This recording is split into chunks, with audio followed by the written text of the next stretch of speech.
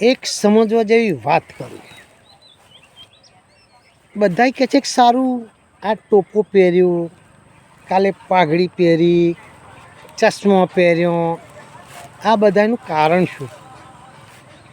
તો કે ભાઈ એક ને એક વસ્તુમાં, એક ને એક કપડામાં સારું ના લાગે. કલાકારો કેવા આમ કપડાં જાત જાતના બદલે ભાઈ આપણી જોડે એટલા બધા હોય નહીં. નવરાત્રિ આવે ને નવરાત્રિ તાર જમું જોજો, મારી બહેનો છે આમ ગરબા ગાવાનું થાય, આજે આ હાડી, કાલે પેલી હાડી, 9 દિવસ અલગ અલગ હાડીઓ. એની પાસે એક હાડી હોય ને પણ 9 દાડા ગમે ત્યાંની માગી લાવશે, પણ અલગ અલગ હાડીઓ પહેરશે. કેમ ભાઈ? સારું લાગે, દેખાય. તમારા ભાઈઓ પાછા આમ બહેનોને ચડી જાય. એક દાડો જાકીટ પહેરશે, એક દાડો પાછો રબારી ડ્રેસ પહેરશે, એક દાડો જબ્બો પહેરશે, એક દાડો આમ અલગ અલગ પહેરશે.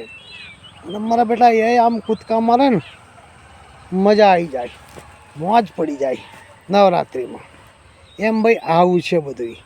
દુનિયાને બધું અલગ અલગ સારું હોય ને એની નજર તરત બીજા ઉપર પડી જાય કે ભાઈ આ ટોપો છે, આજે કંઈક નવું હશે. તો આ એવું છે બધું.